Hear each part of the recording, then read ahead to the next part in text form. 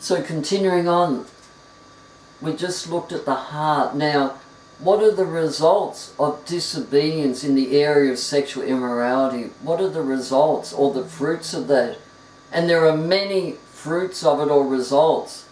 First of all, it's not pleasing to the Lord. The path of sexual immorality is displeasing to the Lord and will result in the Lord's discipline in a person's life. And we can read this in chapter 6, verses 16 to 19. So let's have a look at this. Chapter 6 of Proverbs from verse 16. There are 6 things that the Lord hates, 7 that are an abomination to him. Haughty eyes or pride, a lying tongue, and hands that shed innocent blood. A heart that devises wicked plans, feet that make haste to run to evil. A false witness who breathes out lies, and one who sows discord among brothers. So amongst this list, a number of these can relate directly to sexual immorality. For example, in verse 18, a heart that devises wicked plans, and there's that word heart again, our inner man, our thinking. Feet that make haste to run to evil. So these can apply to sexual immorality. And how does the Lord see this? He hates it. As it says in verse 16, the Lord hates these things. And so it's not pleasing to the Lord. And alongside this, there's a lack of peace.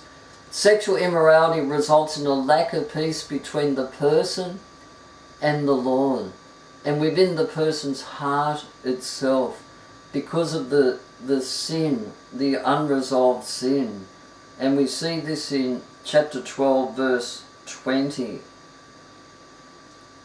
Chapter 12, verse 20. Deceit is in the heart of those who devise evil, but those who plan peace have joy. And so when someone's involved in sexual immorality, there's guilt, there's conviction there, there's a lack of peace. And another result is fear alongside it. In chapter 3, verses 24 to 25. And we'll just have a read of those. Chapter 3, verses 24 to 25.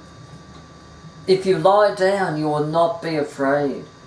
When you lie down, your sleep will be sweet.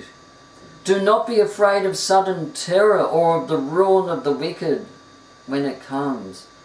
And so by direct implication, those who are not following the way of the Lord in this area, they will have fear, or fear can result because of the guilt, the anxiety caused by the sin.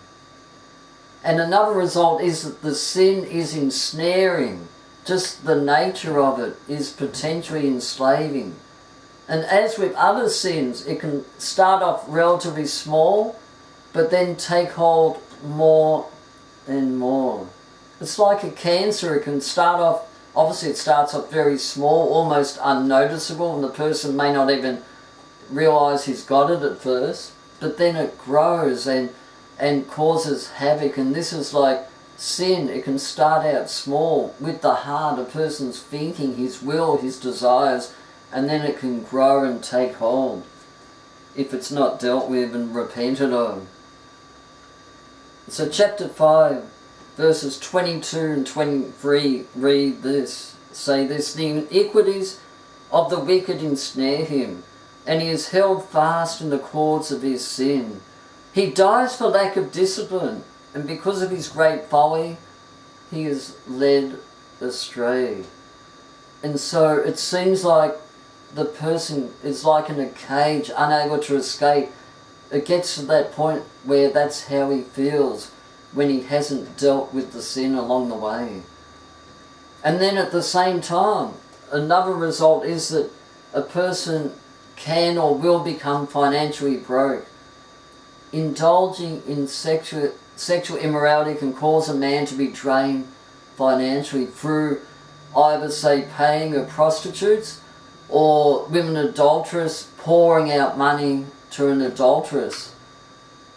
And also a life of sexual immorality can wreak havoc with a person's work life. It may get to the point where they may not be able to hold down a job, for example, if their lifestyle becomes so entrenched with them.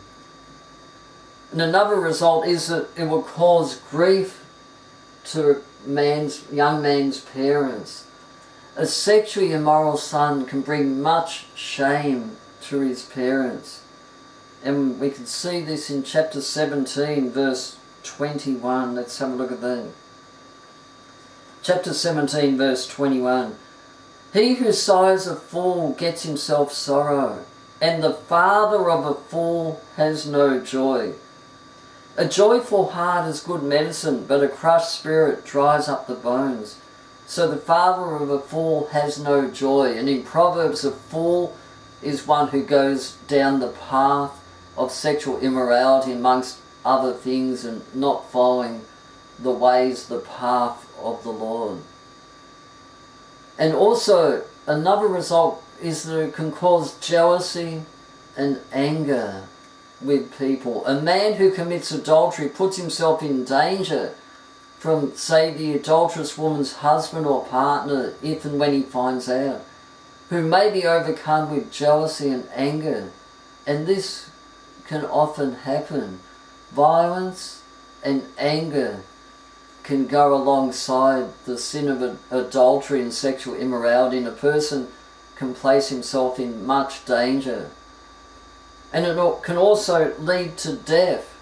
And we can see this in chapter 21 and verse 16, where we read 21:16, one who wanders from the way of good sense will rest in the assembly of the dead. He will rest in the assembly of the dead. So wandering from the path of righteousness will result in death, in severe consequences. And this is the picture of a man walking along a path and then straying from that path, not knowing where he's going, not seeing what he's really doing, and then walking over a cliff. And much more in a spiritual way, a person who strays down this path is putting himself in much danger and leading to spiritual death.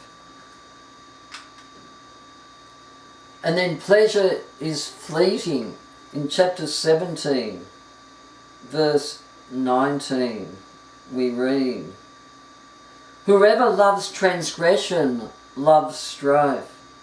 He who makes his door high seeks destruction. And so whoever loves sin, transgression, loves strife, loves trouble.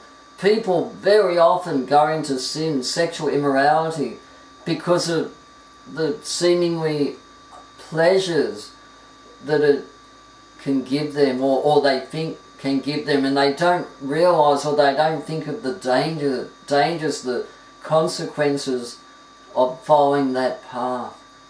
But strife and trouble will end up following a person who loves to indulge in sin, who goes down that path. And we see that time and time again in the world around us. Just recently there's a 35-year-old teacher who had an affair with a then 15-year-old student.